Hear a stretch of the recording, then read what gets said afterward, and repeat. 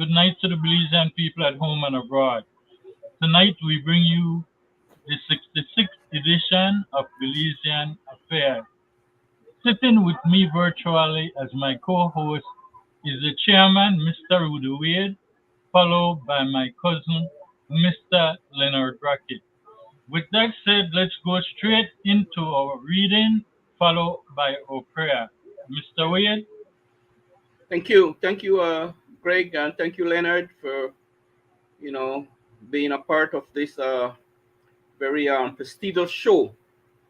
And to our viewers and listeners at home and abroad, thank you for your support. And again, may God bless you and continue to give us your overwhelmed support. And like Greg says, we always start with a reading and a prayer, and I will jump straight into it. I will do Matthew 6:19-25. It says, "Do not lay up for yourselves treasures on earth, where moth and rust destroy, and where thieves break in and steal. But lay up for yourselves treasures in heaven, where neither moth nor rust destroys, and where thieves do not break in and steal. For where your treasure is, there your heart will be also. The eyes is the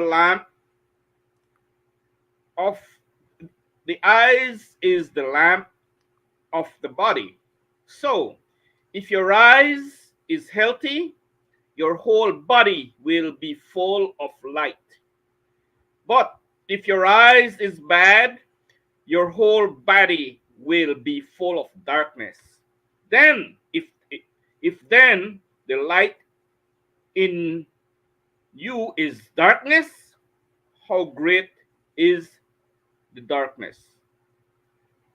No one can serve two masters, for either he will hate the one and love the other, or he will be devoted to the one and despise the other. You cannot serve God and money." That's my reading from Matthew 6. Leonard? Yes, sir. I'd just like to offer a short prayer, if you don't mind. Divine loving Father, we thank thee for the privilege of life and the opportunity to come before thy presence and ask for forgiveness of our shortcomings. We pray that thou mayest bless our family members, friends, and loved ones wheresoever they are. Thou knowest them by name and number. Please bless our country of Belize, its people, and its leadership. Please bless this country of the United States, its people, and its leadership. And please bless the rest of humanity, especially those people who are in harm's way, who are being hurt for no justifiable reason, and or those who have need of food, clothes, and shelter. We pray that thou mayest have mercy upon us all, Lord, Father. For we ask these mercies in Jesus' name. Amen. I thank you guys for your reading and your prayer. Gentlemen, we are in cultural time celebration, and our Garifano brothers and sisters will be celebrating on tonight on the 19th. So to honor them, let's do this. We want everybody. We want everybody. Give me some of your everybody. Give me some of that cassava. We want everybody. We want everybody. Give me some of your everybody. Give me some of that cassava.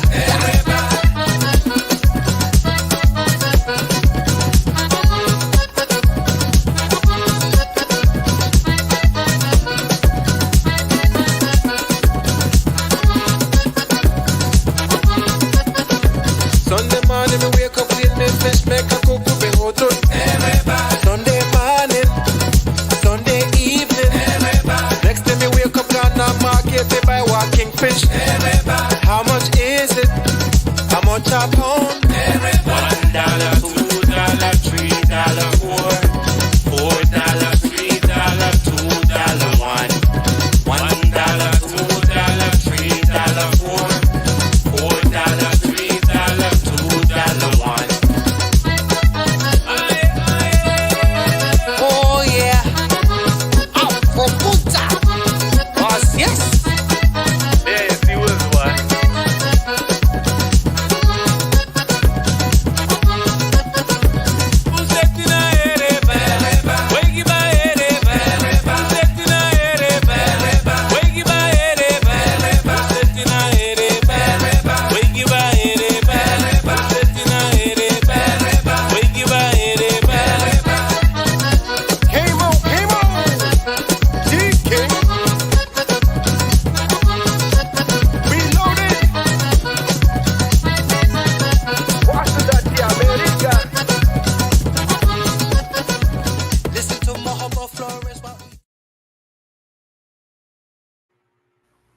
Again, good night to the people at home and abroad.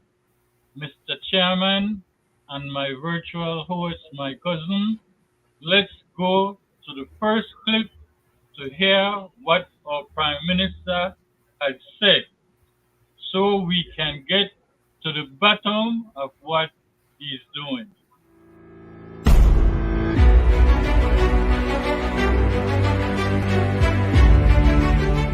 I stand before the nation today as my administration completes 3 years in office and embarks on a 4th year of leadership through service. It is not a time to dwell on disasters we encountered, whether man-made or natural. COVID-19, total economic devastation, Hurricane Lisa. As a people, we sacrificed, stood together, overcame, and we moved on. As a government, led by Plan Belize, we focused our priorities on nation-building pillars: education, health, land, housing, and jobs. True to Plan Belize, we made a bold move towards free education in 4 high schools in Belize City and 5 others in the South, and we will add 12 more in the new school year as part of the Education Upliftment Program, a new initiative of this government. We have moved all fees from public health facilities to ensure that Belizeans have improved access to quality health care, including diagnostic services, medication, and surgeries, all free of cost. New clinics have been constructed, and we have broken ground on a new hospital in San Pedro and secured funding for a new hospital in Belmopan. The government has engaged in land clinics across the country as promised in Plan Belize. Thousands of first-time owners have received a parcel of land, and our people have been able to resolve land issues tied up in bureaucracy and corruption for many years. We have been able to provide starter homes for over 400 families across the country, with hundreds more in the pipeline. Additionally, the government has provided money for both the DFC and the National Bank to ensure that Belizeans have ready access to financing to build their homes. And our people are working. Our economic policies have been centered around creating jobs. Today, our youth coming out of school are able to find employment in a wide range of sectors as our economy continues to grow. These are only some of the highlights of our first 3 years in office, guided always by our Plan Belize. Belizeans will note that as government, we have not engaged the opposition as they spend hundreds of thousands on an incessant smear campaign. The opposition is not our challenge. Our challenge is inflation, which has driven up the cost of living. Our challenge is the alleviation of poverty, which continues to affect so many of our people. Our challenge is ensuring that we continue to fight crime, to ensure citizen security. Our challenge is ensuring that all our people have equal access to opportunities and services. So rather than any sense of celebration, we enter this new chapter of service with renewed hope and determination. Much has been done, but there is much left to do. As a government, we remain focused on the upliftment of our people and the building of a nation. When we stand together as one people, always moving forward, we all win. May God continue to bless our beautiful Belize.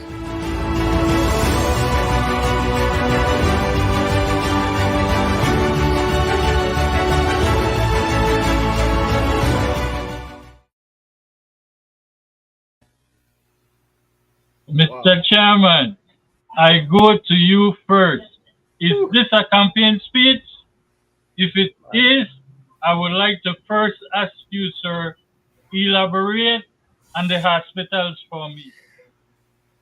My brothers and Belizeans who are living these ills in our country, who they live it.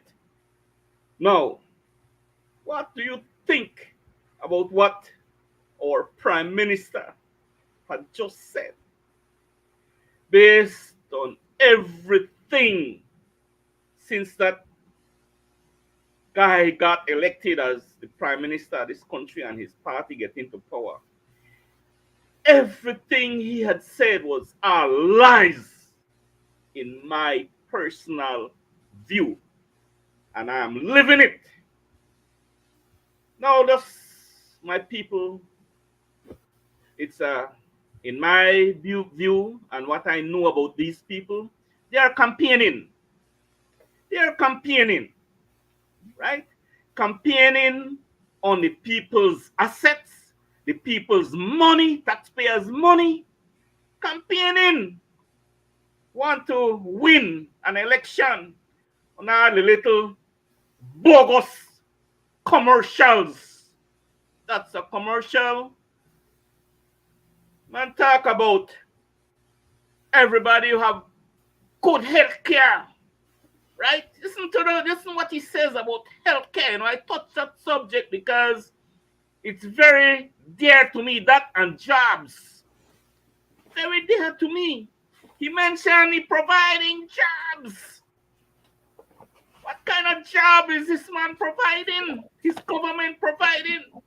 He shows some people there who are working for the BPOs. Is he the one providing these jobs? Listen to that man. What he says, he's providing jobs. Lie. He says that healthcare in this country is the best. He says everything and everybody will access good healthcare. And he talk about some kind of machine, some kind of machine that is in the hospital that providing good service. He failed to say that, the Carlution got one good CT scan machine, got good equipment. He got medication, he band-aid. Listen to what this patient just went to the Carlution, and where the nurse they take out the IV that was in her hand so that they could have administered whatever medication through that IV. That not even band-aid was there for her to get clean band-aid. What they had was to do with that band-aid that she had originally on her hands, right? We have a clip to show that what we are saying and what that man is saying is not chilling. Like you say, Greg, it's a campaign mode they're in, right? Look at all the pretty things and say everybody fi win at the end. Now who is that man fooling? Right? Mr. Chairman, to let the people at home and abroad see for themselves that it is not coming from you, but it's coming from what they are saying. Before I go to you with the segment of work, and jobs, Mr. Brackett. Let's look at it for I ourselves. went because I have pain from my baby, but it's not the date soon for Mickey born. So when I reach, I made here the nurses said that we need to carry our tape for make when they put you the injection, make you they put you tape, right? But I was thinking that they were just playing with that. But when today they tell me that I will go home, and the nurse tell me if I bring my tape, I tell her which tape, the bandage, and you need to put the tape. They say because we will take out the thing that they put you for the injection, and you need to put your tape. I tell her no, and I tell my husband I may hear it, but I never believe it. And then she tell me we nurses we don't have no more tape now, so you need to buy your tape. So when you come back for labor, you need to bring your tape. And I was like, I tell my husband, what if I don't have money for buy my tape? Like last night, I need to buy my pills for my pressure, for my Tylenol, and I was like, I never know about that. That I made here they say that they will give the about they were talking about the fees that they will not charge, but now they says that you need to carry your things like that. So after they told you that and you never have your tape, what did you do? um I tell the nurse that I don't have, and she tell me I will put you the same one that I will take out, and the clean one I will put it to you, and she do it like that. So she found the tape. No, it's the same tape that they gave me from the day I reached. They used the same one. So she cut the one that was like dirty, and she put And the Tylenol. So you tried to buy Tylenol? yes, I buy last night I buy one medicine they give me, one Tylenol and medicine that they give me, and my husband only could buy one. That's from the pharmacy at the hospital? No, we buy it right here with De La Fuente Pharmacy. So they didn't have any more. No, they don't have, and they say make we need to buy it because like I may had headache, and I really need it. So my husband they asked two, but my husband only buy one, and pills for pressure. For me, I tell my husband we no rich, but sometimes he do his work and we have wali money, right? And I tell him, what if we no got the money? How we will do it? Imagine those people that they don't have money, and they go to the hospital because they say that right there they could get. And what if they no got the money for buy it?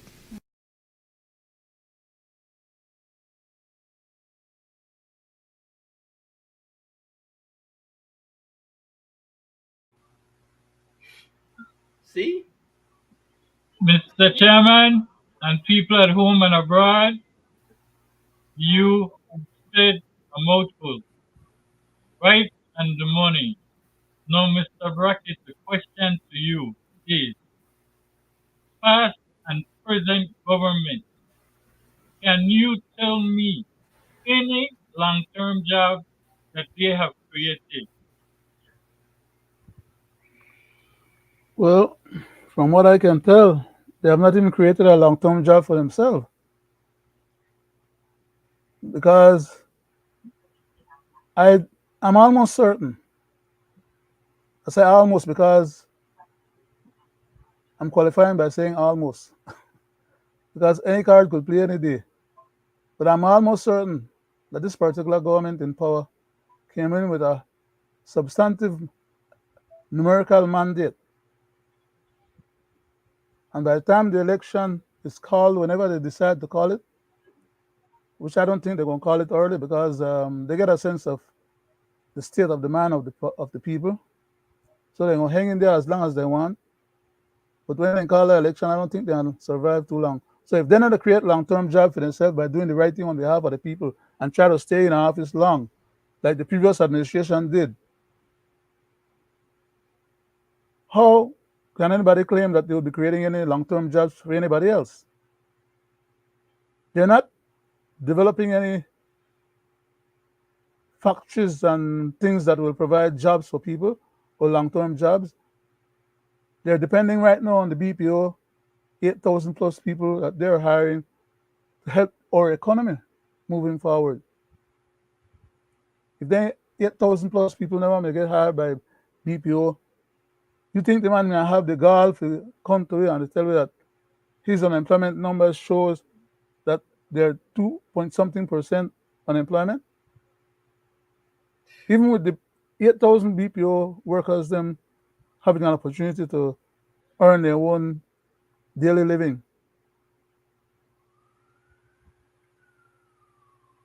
Belize is in a bad situation economically, and the majority of the population are still below the poverty rate. We have not reduced the poverty rate from 68% to probably in the 50s, which would still be worse. I mean, would still be bad, but not as bad as it currently is at 68%. How are they going to get that done? I don't know. Because a lot of the people they're not paying attention to and helping to be able to get a job, especially in Belize City. The government is providing no means for Belizeans to earn their own living. You see, the council hires a few people, yes, but they can't hire everybody that's coming out of high school and college and those that don't get to go to high school or college. Central government is not doing that. They're talking about empowering the local jurisdictions then with the power to collect taxes so they could take care of their own affairs. But what happened? Where they take the taxes from if people know the work? Mean that they are dispossessed people will barely have anything of the little that they currently have in order for them to double dip and collect more taxes? I was glad to hear that at least when I read some of the stuff that's floating around on the internet, I was glad to hear some of the people them saying that now they're going to start checking out on those stores that are ripping off people. We've been pointing that out and asking the government to get on the ball with that for months and months and months now. So maybe people might eventually get a little reprieve and when they go purchase and stuff on the stores, stretching their money a little more because they get fairly treated, or at least better treated than before. But the country and the people, they're in serious financial problems. And the government needs to provide the means by which jobs will be available to the people so that they can collect more taxes and so that people can have at least some social security paying on their behalf so that when they get old or whatever, they could, or if they get injured or whatever, they could collect one of these social security money. But without no job, they put no money on social security and therefore, based on their rules, I get to collect nothing. Mr. Brackett, the government is not telling the truth. You and Mr. Wade, the chairman, has just enlightened the people because this is a campaign commercial. Mm-hmm. As Mr. Wade and you are saying, the only jobs that he is referring to are the BPOs. You mentioned if people is working, they will be able to pay social security. But even that they are taking away from the people. They're taking that away and put it into private investment, and people go there that is sick. Nothing is going into the hospital to help people, as the lady who we just saw couldn't even get bandage or medication. But let's prove it to the people because it's not coming from us. I will play 2 clips and I will cut them short so the people can see what he's talking about. What is our vision for Belize? What is the plan to empower? BPO in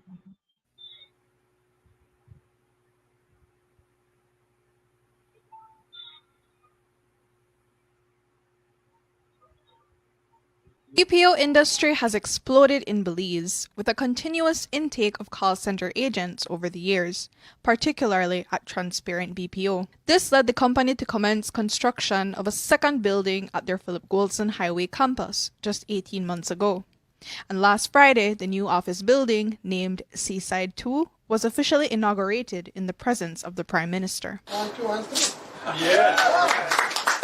And I came here to look at the work that they've been doing, and also that we've been trying to find ways on how we can support the BPO industry. What Transparent BPO has done is quite impressive.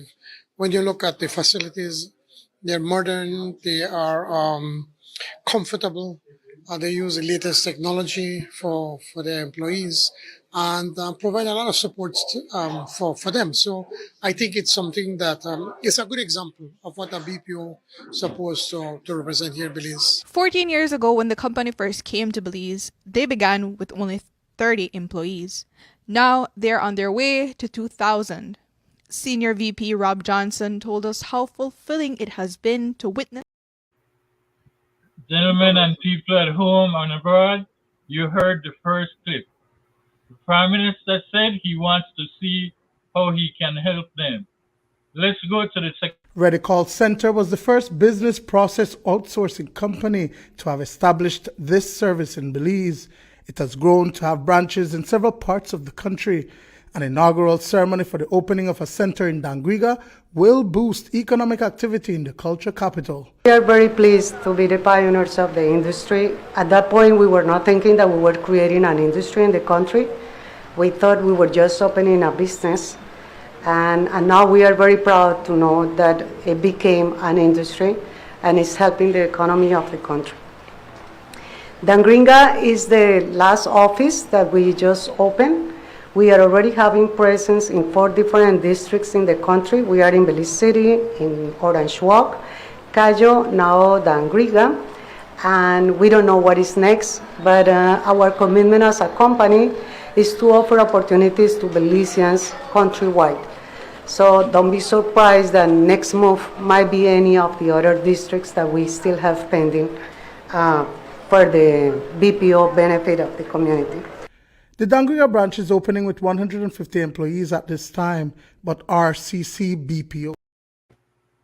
Gentlemen, now I want you to hear it straight from the PM, and then we will speak on it, because I want to show you guys and the people at home and abroad what the government of Belize is doing. Are you suggesting that the IT vets are failing and that this program would do better as opposed to all the other trade programs that they have in place? You also mentioned that people are leaving the tourism industry to come and work in the BPOs. Does this also mean that chances are a good paying job in the tourism industry is just as hard to find? First, answering the issue of the IT vets, it is a known fact that the IT vets have not been functioning well.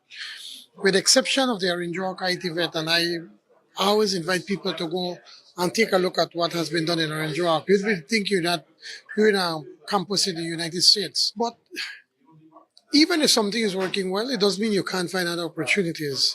And here is an opportunity where we can be training our employees. You see, the IT vet, the concept with the IT vet is that when you finish, you can get a job. You could be an electrician, you could be a carpenter, you could do gardening, you could do construction working, AC, all kinds of stuff. So this would be just another service that they can provide, the IT vets. The second part of the question was the issue of that a lot of people in the tourist industry, they have been leaving to come and work here. It's not necessarily about that they're not good paying jobs, they're just not enough good paying jobs.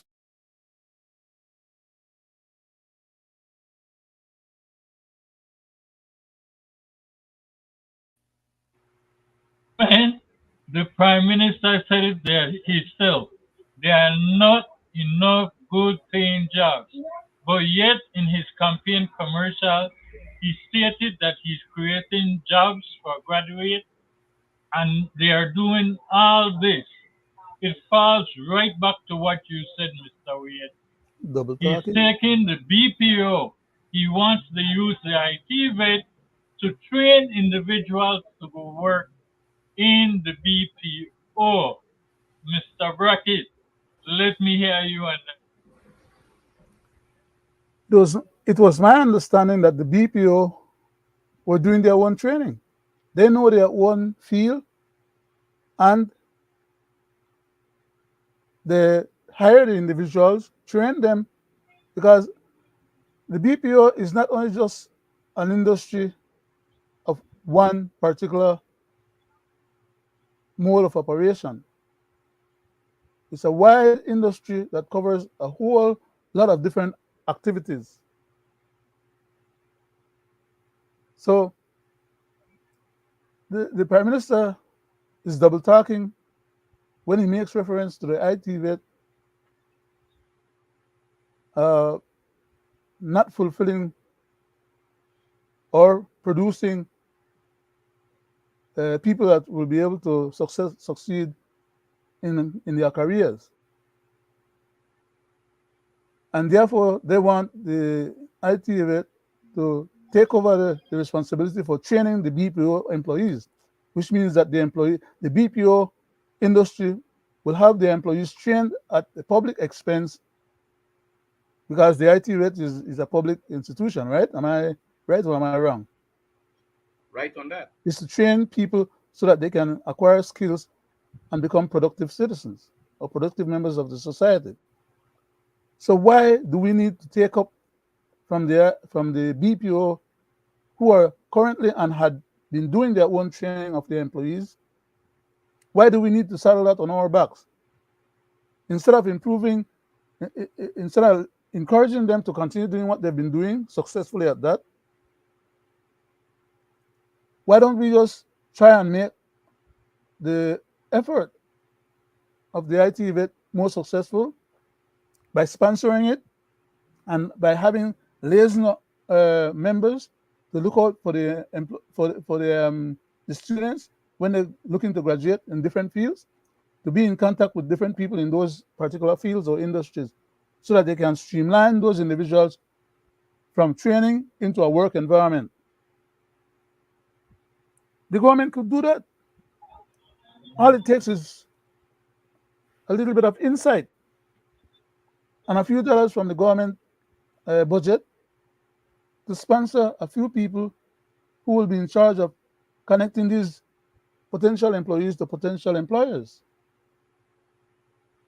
That is not in the making right now in Belize. The people that are coming out of IT should be the people who are actually getting the jobs to do the wiring on the buildings, to do the construction work, to do the plumbing work, to do all this different work. But no, we have thousands of people coming across the border, being brought in by other members of their one family who are already in the country, to come and take the jobs that should be available to the local Belizeans, them who are getting the training and who need also to make a living, and who have to pay their telephone bill, they have to pay their light bill, they have to pay their water bill, they have to pay somewhere for sleep, they have to buy food for them to eat, they have to buy clothes. They need to be able to have a job that provides for them, so that they can get out of the cycle of poverty. 68% poverty in our country. And this good gentleman is going to talk craziness about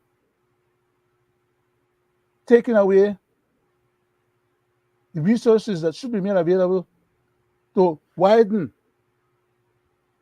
the field of potential employees and make it available to help the BPO, as if they are not helping themselves and being successful enough at it. They don't need the government to come in and provide them no training. Of course, they'll gladly take it, because that means that they don't have to do their own training. It means that that's less money that they won't pay out, and it means that that's more money going to the bottom line to the company. And over these years, while the UDP was in government, and now that the UP is in government, these BPO have been existing successfully. Don't you think that we should take a little insight from that and realize that these people know what they're doing, and why is it that they're being successful at what they're doing? Why do we need to go tampering there to try and hobnob with these people, link up and leave it a margarita with them, and go promise them that we are trained for them, people for them? That's a stupid idea. Mr. Brackett, These people so that they could give you a little kickback for your political campaign. That's what it's all about at the end of the day. Move the country Mr. forward. Brackett, Sir. it is not as stupid as you think.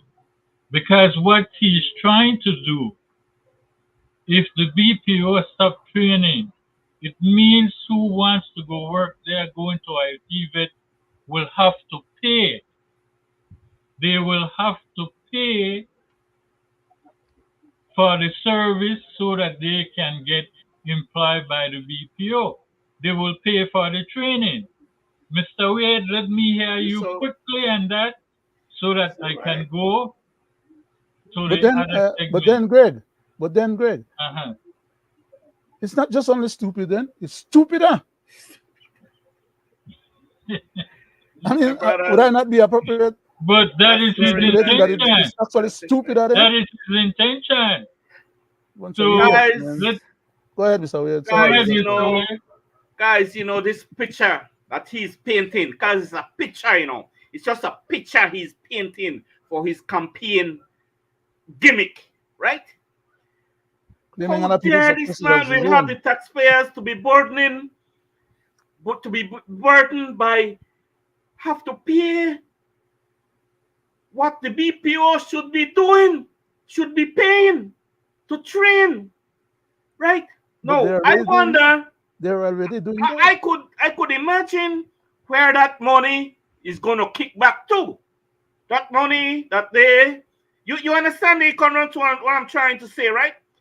So now they're double dipping, right? They're double dipping, but where does the kickback goes? Like you said, Leonard, to the campaign financing, right?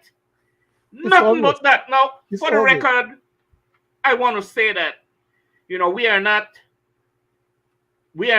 talking to let the UDP look good, because the UDP is pretty much They're the same shenanigan. thing they have They're done. shenanigan. What have they done to uplift the lives of our people? And this is where we are 2023. They had 15 years of reign, 15 years of carnage. These guys here, they are only into their third year back again, and you see the carnage that they have done, right? Now, I want to say this, that indeed, in our view, that's a campaign gimmick. And we are pointing out the lies, right? The lies that these guys continue In their own words. to spute out there, and then the commercial people that are this Yes, commercial sir. get their money and Hello? and hear this spute, right? Fine, thank you. Nothing, Were you available for tonight? nothing but commercial. And here you have the UDP now have their own commercial because there's a town council election coming up in March. They have their own commercial. They're showing the PUP town council. They're going out now and all the garbage on the street. Same thing that was done in the UDP time. Garbage all over. 2023. And still don't get it. Every street corner in the city and in the towns, there's garbage. Nothing but filth over the past decade. And then, they run the commercial about the PUP, right? The UDP. They run the commercial. Now, these things are played out, right? Because people are getting smarter. And people they catch on to all the foolishness we want to do just to get elected, right?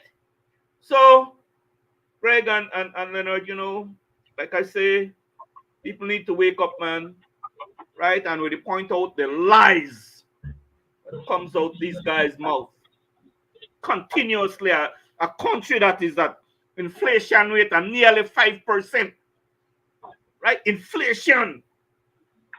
And this man, they talk all this prettiness, and I think he have it in Spanish too, He have it in Spanish too. You could play that for the Spanish speaking, Greg.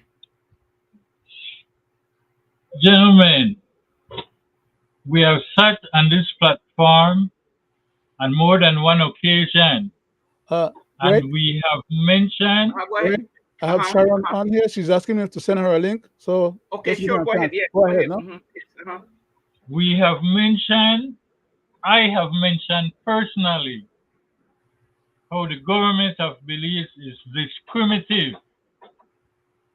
I have just mentioned that was a campaign commercial. I will take you back and I will prove to the people at home and abroad how this government is discriminative against the regular Belizeans. Here is the first clip, and I want you guys to remember this. Security detail and compensation weren't the only issues that have been recently raised by the Crown Councils. According to reports, the Crown Councils are also upset with the government of Belize for hiring 3 foreign junior legal assistants. While hiring junior legal assistants is not uncommon, the gripe that the Crown Councils have is that despite the junior assistants being less qualified, they will be getting more pay. According to the Attorney General, those decisions are decided by the Judicial and Legal Services Commission.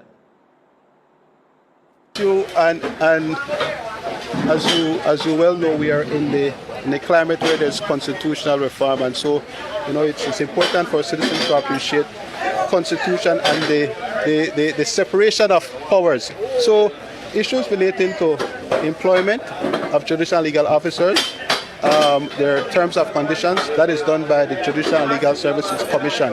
I think I saw in the news last night the President, Mr. Marshall Exina, also spoke to that. So the government, the executive, the cabinet cannot get involved in that. So the GLSC, they make their decision. Somebody feels aggrieved or whatever, there is a process in which the decision of the GLSC can be addressed, but it's not for the government, or the government cannot intervene with respect to once a decision has been taken. Hey, Denise here. Thanks for checking out our Facebook page. Be sure to click the like button if you'd like to get more video highlights, breaking news. Now you heard that clip, people at home and abroad. As we are having this show tonight, the government has hired 2 more judges from the Caribbean. And in doing that, he hired them. He was supposed to contact the leader of the opposition, as the Constitution said.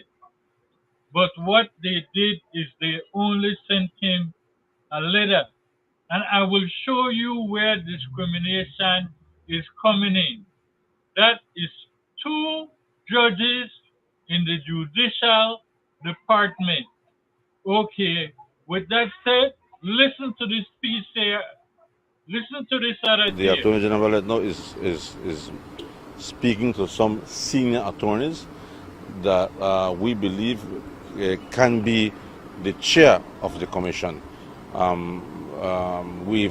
We've identified some names, and he's reaching out to them, and he is asking them if they want to serve as a chair for the commission. The technical people have been identified. They have accepted.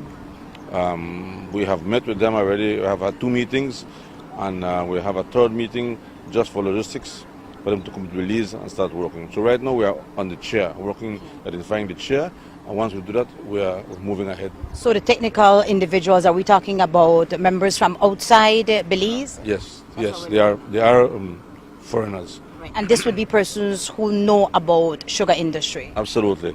They have many years experience in milling. One of them is a chemical engineer, I believe he is, and he is a sugar technologist. So all their lives they work in the sugar industry. So they are very knowledgeable and very experienced and well respected in the region. Gentlemen, your proof in the pudding. The government is bent on hiring foreigners over Belizean. Let's hear what the leader of the opposition have to say before we talk about this issue. What is our vision for Belize? What is the plan to empower and uplift Belizeans, what is our national pride? Like, if I were Prime Minister, my government and I would have found no greater joy than appointing our first indigenous Chief Justice. And so that is the direction we should be going in. But then you look at, again, in the magistrate level, when the Chief Justice retired, rather than put someone such as Trisha Pitts, who was acting, again, there's a pattern, an alarming pattern, that Belizeans are only good enough to be placeholders according to the Briceño doctrine, but we are not good enough to actually fill the positions permanently. And that is why you had the sick out, you had the protests in the courts recently, because the pay is inadequate, while the foreigners come in and they get paid an exponentially increased pay scale. And you look at the recent appointees of justices to the High Court. I know for a fact that at least 3 Belizeans applied in the recent cycle. And the justices that have been recently appointed, many of them do not have any experience on the bench. Whereas at least 2 of the 3 justices that, or 2 of the 3 legal professionals that applied in the recent cycle are currently on the bench or have bench experience.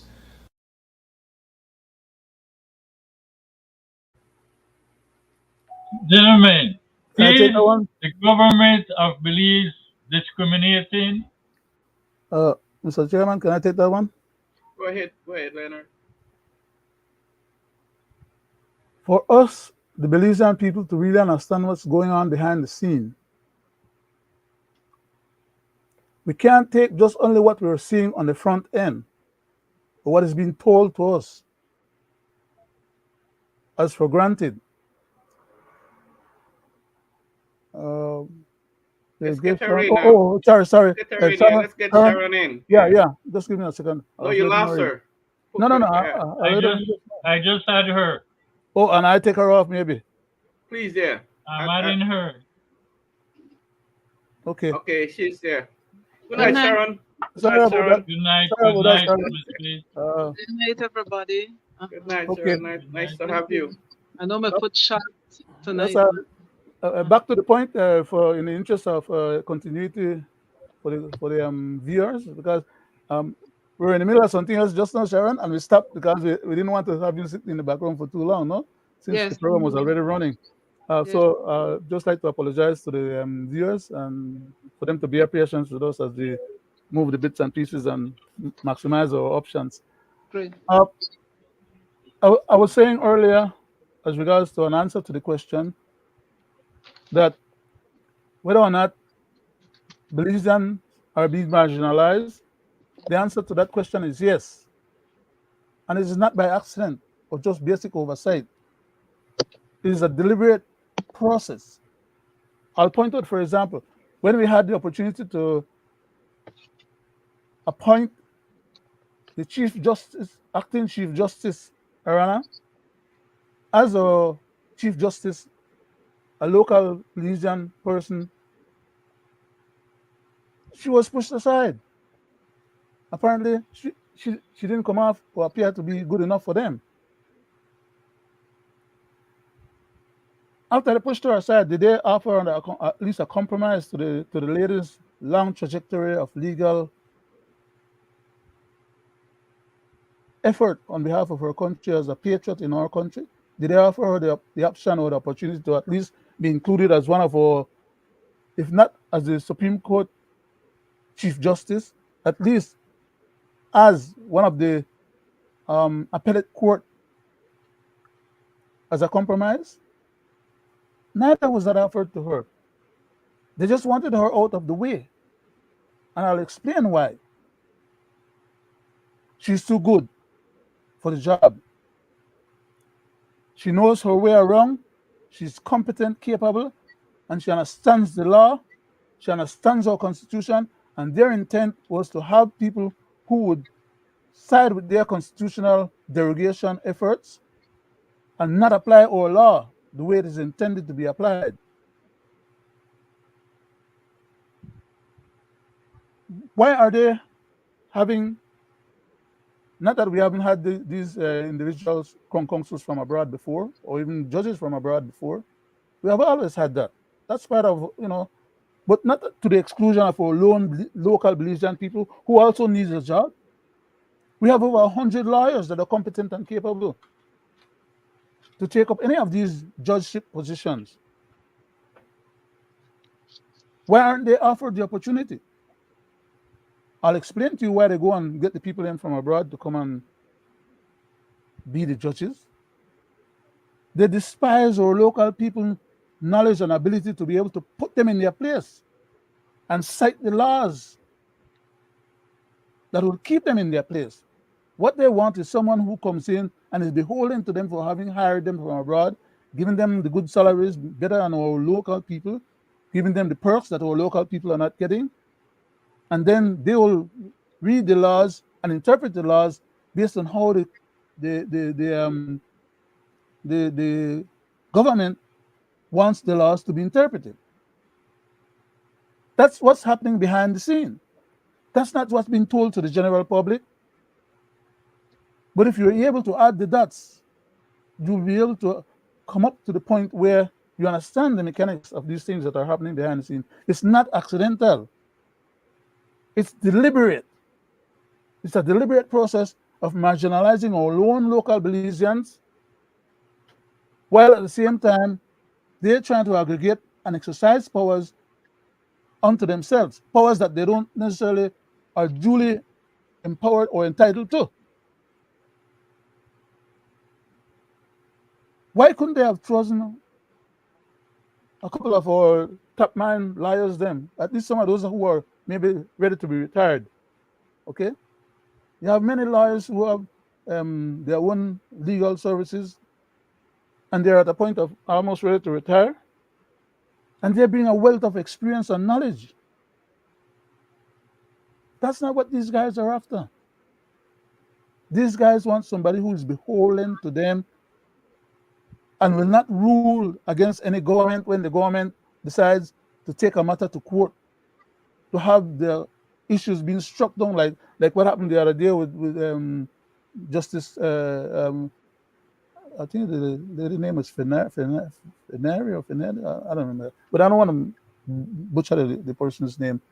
But constantly they keep losing these cases over and over, and they want to be able to win these cases by playing fast and loose with the system. That's why they don't want the local Belizeans taking positions. And they're entitled to some of those positions. Let's play that clip again, Craig, so that for the benefit of Miss Pitts, so she could weigh in on actually what we're talking about, so she could have a play those the clip with the Attorney General and I will go back to the Attorney General clip. Before you play it, Greg, security detail and compensation weren't the only issues that have been recently raised by the Crown Councils. According to reports, the Crown Councils are also upset with the government of Belize for hiring 3 foreign junior legal assistants. While hiring junior legal assistants is not uncommon, the gripe that the Crown Councils have is that despite the junior assistants being less qualified, they will be getting more pay. According to the Attorney General, those decisions are decided by the Judicial and Legal Services Commission. You want to play what he says? Play what he said. Miss Pitts, Greg, I have played it for you. Gregory, just a second. Yes. I want to say something before Miss Pitts speaks. Go ahead, Leonard. Go ahead. She's deserving of not being put on the spot as a lawyer and a member of the bar herself. We cannot. That is why I was. Let me finish, though. Let me finish, please. Go ahead, Leonard. Go ahead. Sharon, go ahead. We are in the middle of a discussion as regards to certain issues going on in our legal system. Okay, and we do, as a lawyer, we don't want to just grab you and put you on the spot.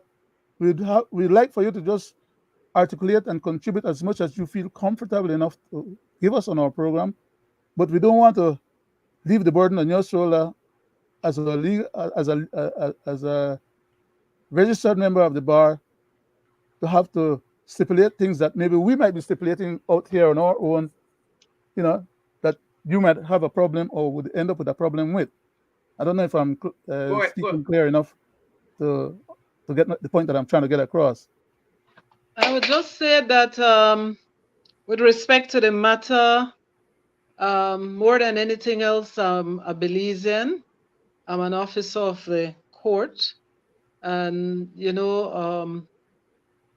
we have certain duties and responsibilities, right? We have as well, Decorum. members of the Belizean public and those who we have to as well be able to be out there that people would feel, that we can, if necessary, be able to, in an even and balanced and proper way, be able to have our views and commentary. The thing is, I just don't wade in unless I understand, if it is that there's something I don't understand what it's about. What I've heard is something as a security detail and, something about more pay to, it seems, counsel who have been hired from abroad. And I think it was mentioned that apparently some indication was given that those decisions are made by the Judicial and Legal Services Commission. I don't know what it is with respect to whether it has to do with, like even in Belize, if somebody is posted or district, they might have some allowances which, the person on the even salary scale otherwise might say, you know what, but with those extras, emoluments, travel allowance, I think they have for displacement, certain other things. I'm not au fait with respect to counsel or such officers, what their package or salary scale might be. It does seem to me generally from abroad, there might be travel and housing and so on. There's a notion that if you live in country, whatever run that you get might run. The thing is, though, that generally people feel, what, if it's equal position, equal salary, right? So that might be a fair question for anybody to ask. And if it is that the Crown Counsel, who are lawyers locally, have a certain view, I don't think any better than them to represent themselves, right? So I would not assume that for them without understanding certain other things. What I like to feel generally though is that you have Belizeans who are competent and not mediocre at all. And I believe that when you talk about excellence, Belizean can be of that one standard, which is world class excellence and Miss Fitz, competence if that I goes may, to any position anywhere in the world if the Miss training is correct Fitz, and if I may, attitude and other qualities. Yes, sir. Miss Fitz, if I may, the segment of tape that I was playing was a tape based on what had happened with the counselors. But at present, why I was playing that to show that the government is discriminative when it comes to local, because we had moved by that. We have moved past that, and the government again hired two foreign judges. And it has been this debate with the leader of the opposition. And let me play the tape so you can hear what he had to say. What is our vision for Belize? What is the plan to empower and uplift Belizeans, what is our national pride? Like, if I were Prime Minister, my government and I would have found no greater joy than appointing our first indigenous Chief Justice. And so that is the direction we should be going in. But then you look at, again, in the magistrate level, when the Chief Justice retired, rather than put someone such as Trisha Pitts, who was acting, again, there's a pattern, an alarming pattern, that Belizeans are only good enough to be placeholders according to the Briceño doctrine, but we are not good enough to actually fill the positions permanently. And that is why you had the sick out, you had the protests in the courts recently, because the pay is inadequate, while the foreigners come in and they get paid an exponentially increased pay scale. And you look at the recent appointees of justices to the High Court. I know for a fact that at least 3 Belizeans applied in the recent cycle. And the justices that have been recently appointed, many of them do not have any experience on the bench. Whereas at least 2 of the 3 justices that, or 2 of the 3 legal professionals that applied in the recent cycle are currently on the bench or have bench experience.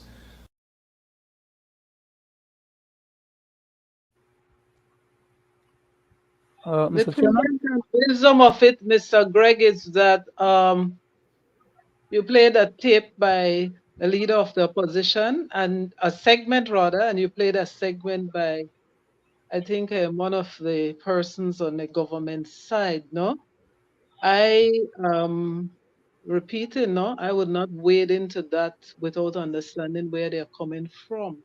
I have to take that high road, in my view, and I've looked to a general view, as I've already indicated, that I firmly believe that Belize have people who are excellent.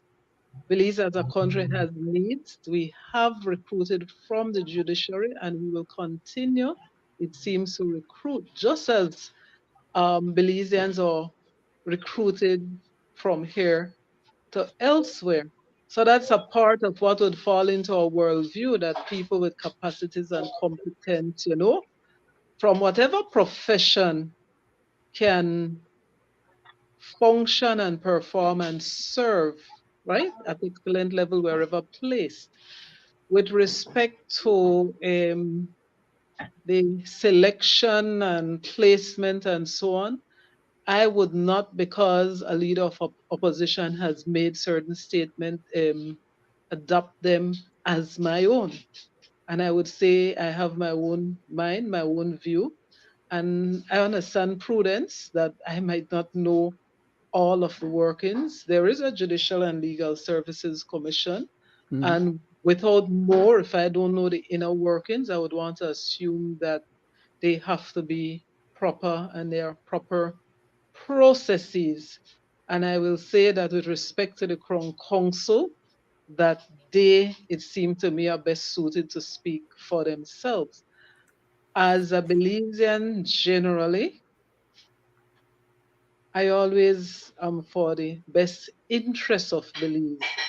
And it seems that politicians have a way when they're at odds. Sometimes, ironically, the people are better off and the country are better off. Sometimes when they close ranks on subjects, then when I get more, you know what?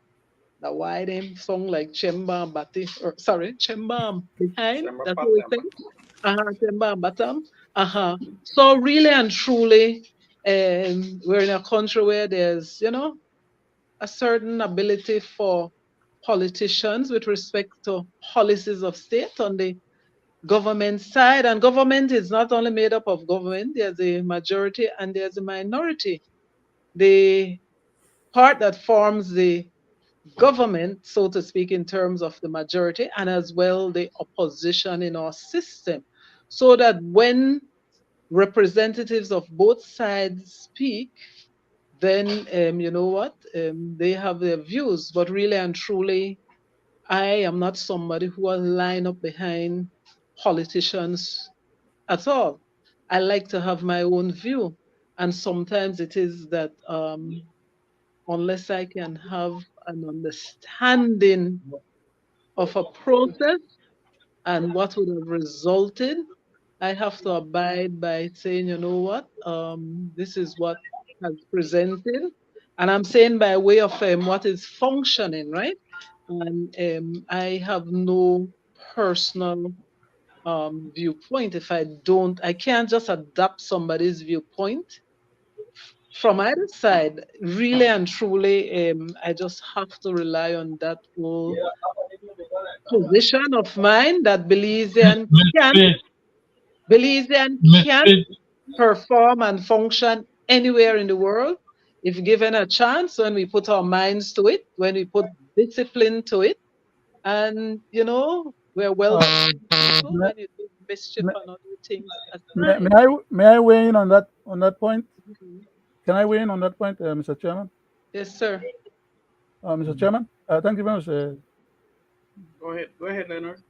So, part of the problem that we're actually dealing with and should remember to focus on as regards to why is it that they're saying that they hire these people in the first place, as Sharon intimated just now, we hire people and have been hiring people from all over the Caribbean and all over the world.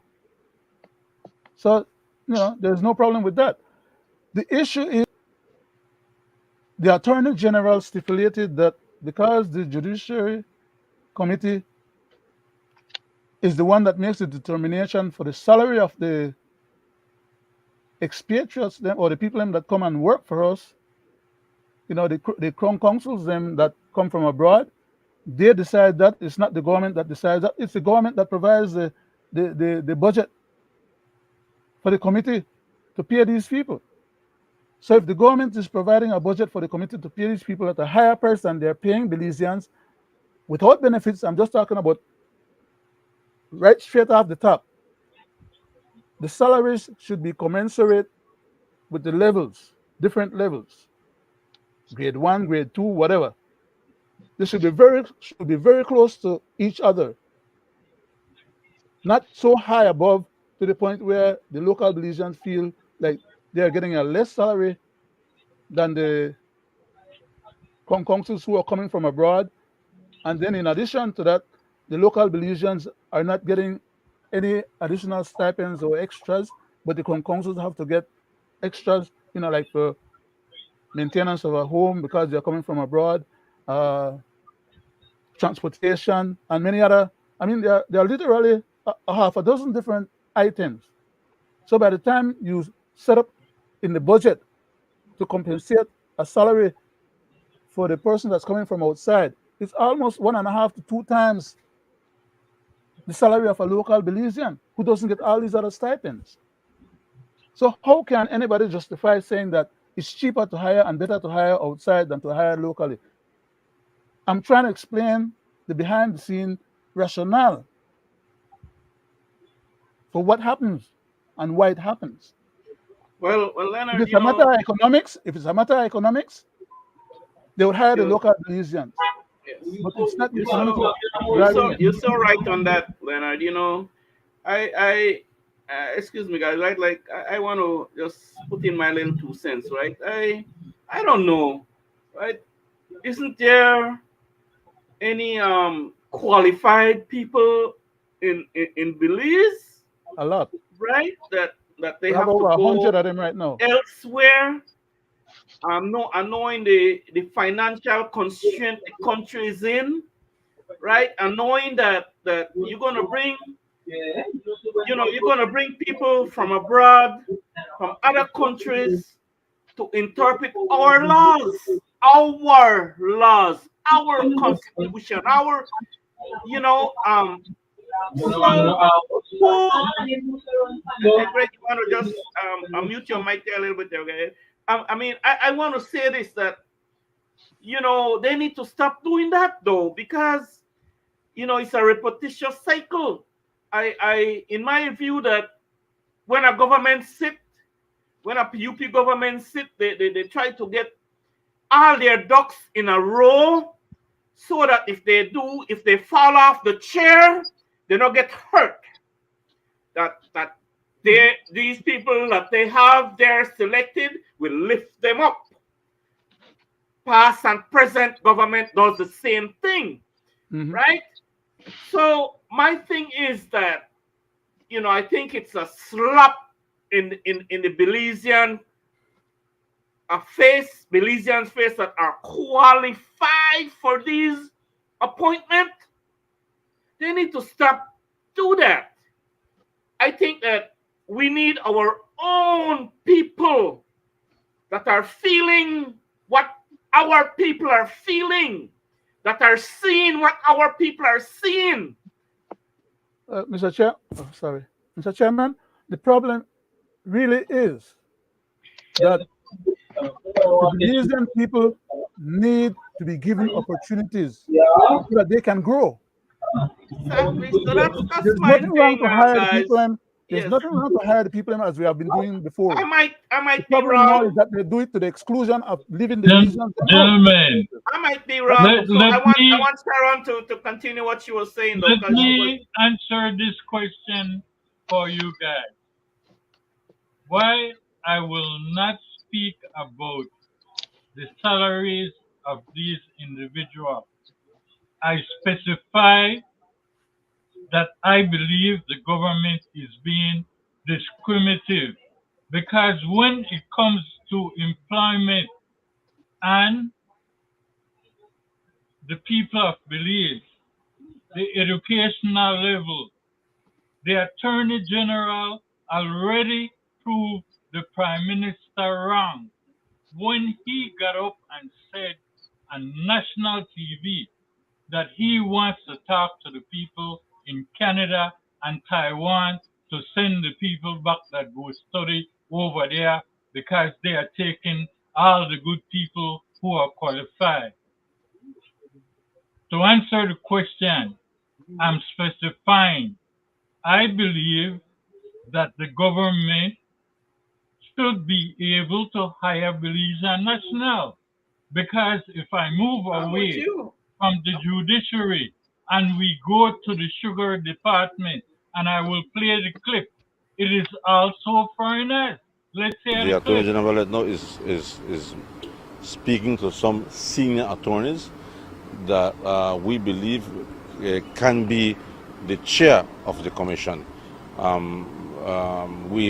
We've identified some names and he's reaching out to them, and he is asking them if they want to serve as a chair for the commission. The technical people have been identified. They have accepted. We have met with them already. We have had 2 meetings, and we have a 3rd meeting just for logistics, for them to come to Belize and start working. So right now we are on the chair, working, identifying the chair, and once we do that, we're moving ahead. So the technical individuals, are we talking about members from outside Belize? Yes, they are foreigners. And this would be persons who know about sugar industry? Absolutely. They have many years experience in milling.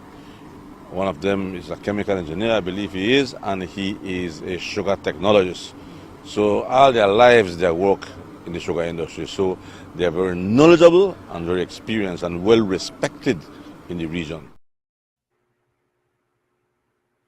No, gentlemen and Miss Fitz, didn't BSI was getting along before this present government get in? Over the years, wasn't BSI producing sugar and it was shipped? And isn't it true that just recently they tried to hire one of their own that had retired? So the question comes back to, why can't they hire Belizeans? Up to you. I yield the floor Yeah, to Mr. you, Mr. Spitz, Chairman. you wanna say something on that? You But know, you were finishing your last. I recall the late Ambassador Bert Tucker. Some people used to say, you know, Belizeans go. He was he used to speak for long, and you Uh, know, we could I only used see to, the bottom half of your face, Sharon. how Could now? you could you move your camera or tip it What is a little bit happening? more, a little? No, you gone too far. You gone a little bit too far. Okay, no, right this out, right this out. A little bit. Is it all right now? Yeah. I'm Sorry. good. He I'm good with that. I'm good. was I'm good. Yeah. long-winded, long-meter, and he used to speak long, and I used to have a view that, and I think he used to say, you talk gossip, you talk certain things. You want to clear a room that believes, you start to talk certain things. You want to keep a room full, have rum, and have gossip, right? Sorry. We were built on, I guess, rum bottle and what the other thing there, sugar, rum bottle and all, and mahogany. Got you. From New Orleans, they say, rum bottle and something else. So. But point I'm making, right? He had a position, right? And he had some, I think, in terms of the ability to dissect and had a vision and an accuracy of how he would have this focus analysis ongoing, but it wasn't anything highfalutin. It was sublime, but so park it on a dime. Basically, what they say, right? Because you know me, that Creole, we tell the story the long way. He had a view that you must always have a repository, one ongoing thing with respect to Belizeans in all parts of the world, right? All over the globe, who have ongoing contributions to make to Belize. Sometimes because these sons and daughters of the soil or their second and third generations are abroad, right? They manage to take on a worldview. They carry Belize culture, they carry Belizean intellect and acumen, and they develop expertise at whatever level or in whatever field they're in, right? In an unassuming way, unsung ways, right? And we as a country, especially in this technological age, but quite before that, we are able to have the benefit of the contribution of every Belizean out there. And it is that instead as a country, I said one time you could put bad mind in a can, but we don't know if you could export it, right? Belize has its best, I don't know how to say it, right? People in at home and abroad. And when Belizean come together, we galvanize that, right? We as a country could represent and help the world, you know. Even our coat of arms, see it as an emblem of Belize's biggest contribution to the world is our humanity, you know. And this intuition we have. When we know the skylark and we stop play the fool, we better than the best, right? The point I'm making though, I shared his view one time. Start to do a homework. About 300 bill, sit down one day. And for anyone who like drink rum and gossip, take out 10 minutes and start to write one list of Belizeans abroad, right? Who are making contributions, right? To our country and the world, to the world and by extension our country in every field. Every field. So we True on that. can't So see true on the that. trees and miss the forest. What we need to see, that is forest. I think I tried to share with you, Mr. Leonard. For some reason, I think come back with Bert, Mr. And he talk, you know, I'm an environmentalist, but he talk about sustainable development. And he warned us. He said, we can't have protected species and endangered people or endangered youth and so on. And all the wisdom to me that like, you know, I had a relative who was a matron, right? and you listen to the elders, and they say, babies go to university in utero. The first university that the uterus, people talk about music, mothers playing music and so on, right? You have Pentecostal solar talk about nutrition, and I talk about that, build up with people constitution. Me more interested in that, securing that right now than some other things, You want to strengthen our constitution, strengthen your people constitution, right? And the nutrition and the food security. We still dey play the fool with certain things. We have people come from abroad and teach for we people for fish. I boast as a Belizean, right? You know, go fishing in Belize, you go catching, you go catch fish, right? You stick out your big toe, the fish will catch your toe. But in all seriousness, fish used to be poor people food, and I can go on and on. So we have unlearned a lot of our wisdom, right? When you have flood and City River Bridge me wash way, and what Ella tell me, well, that the water wash where the trees gone down, I said, no, that bridge so strong. I overheard somebody in emergency saying it was like your ring one wash raga, call Ella and apologize. In environmental law, we have things which are off the record. You talk about 80-year flood. You know, say take your 80-year-old elder. They're not going to formal university, but you have that wealth of knowledge. When we talk about the oil, I said, gosh, we could have geoprospecting and by prospecting and different things. And I did something and I volunteered and it was shown.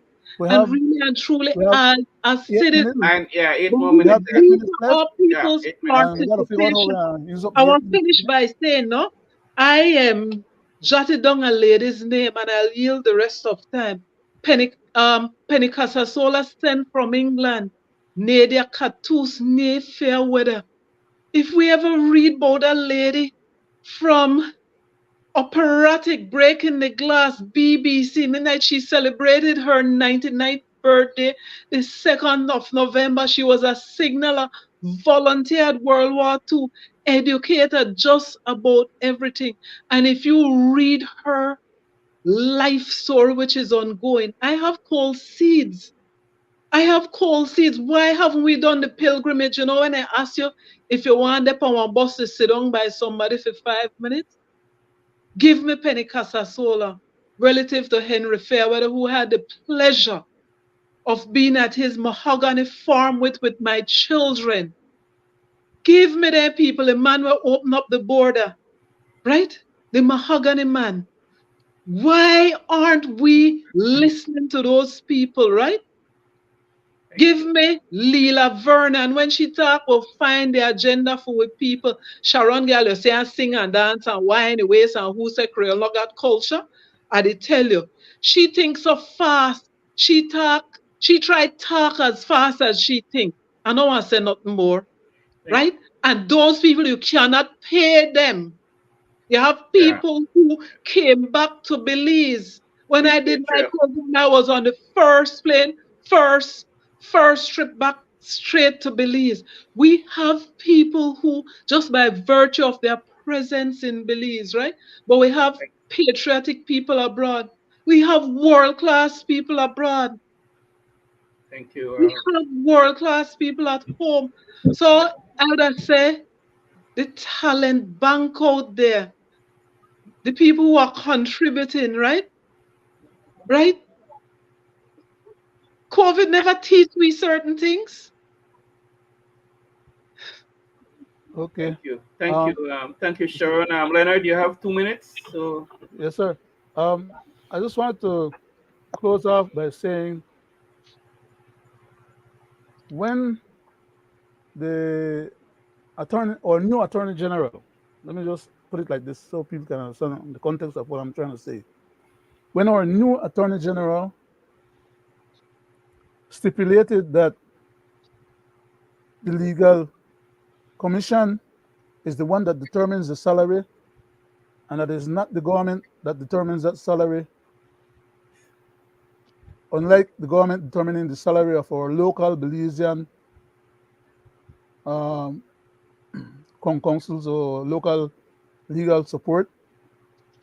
It means then that if the commission can determine that the foreign people that come to work for us can get these higher salaries as well as all the other things them that have to be added on as a expense to their presence and service to our country, it means then that the local Belizeans in that same category too, salary must be raised at least as a minimum to equal the base salary without the extra things, not just the base salary. The two base salaries should be not too far apart or as comparable as possible.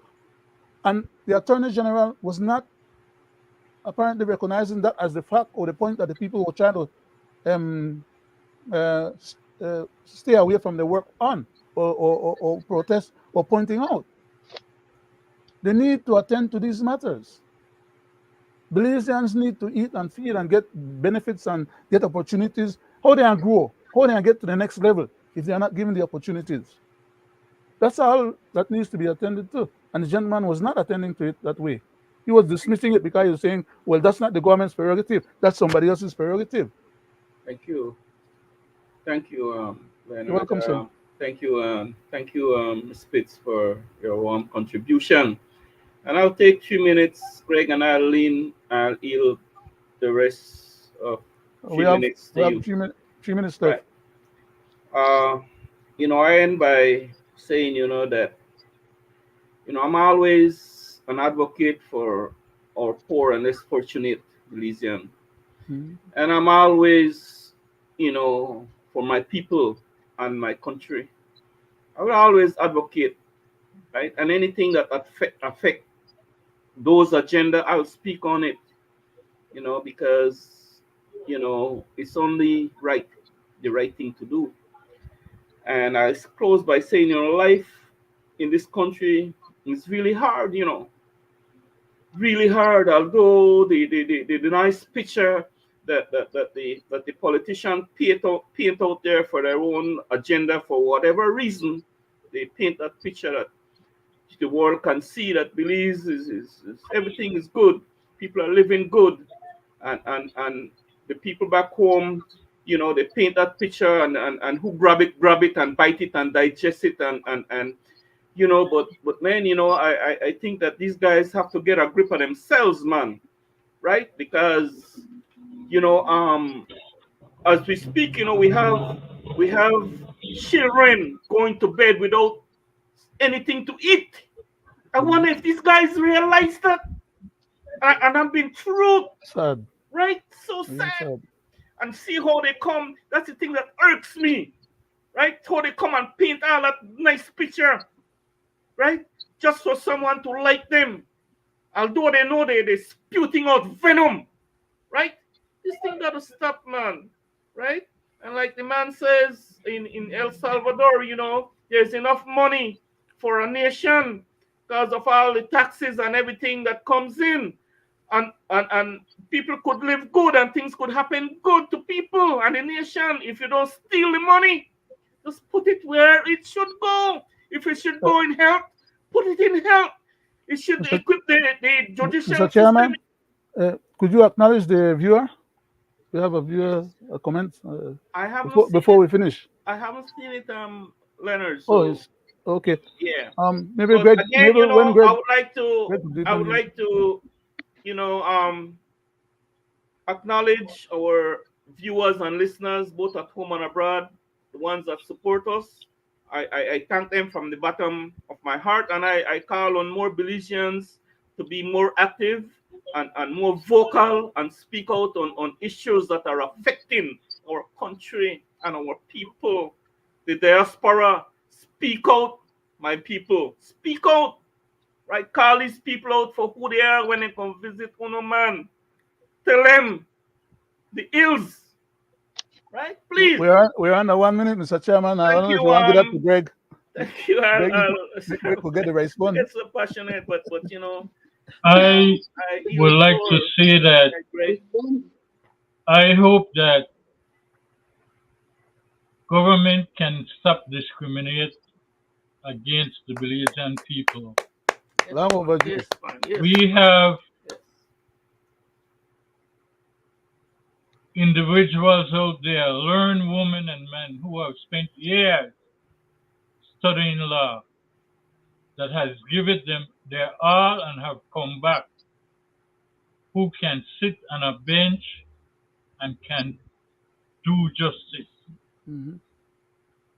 We Amen need to to that. stop bringing in foreigners, making believe that what you are bringing in the foreigners for was not being done before you get into government.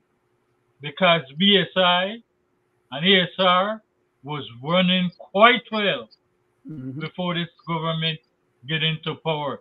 Likewise, our judicial system.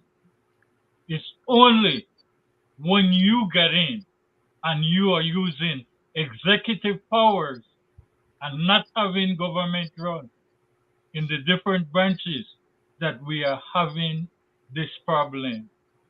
I hope And that getting for their Belizean laws, people, getting their statutory instruments struck down as being illegal. And again, I like to thank Ms. you Sharon know, Pitts, for being a part of our conversation. I want to give her, I want to thank her very much to, give us her time and give the Amen. nation and the people her time. Thank you. Thank you, Ms. Pitts. Thank you. That's it, Greg. with that said, gentlemen, we're at our closing. It's cultural time. A holiday coming up. We close with this. Konigi pana mao konigi pana ira agamana muga bumage konigi pana mao konigi pana ira agamana muga bumage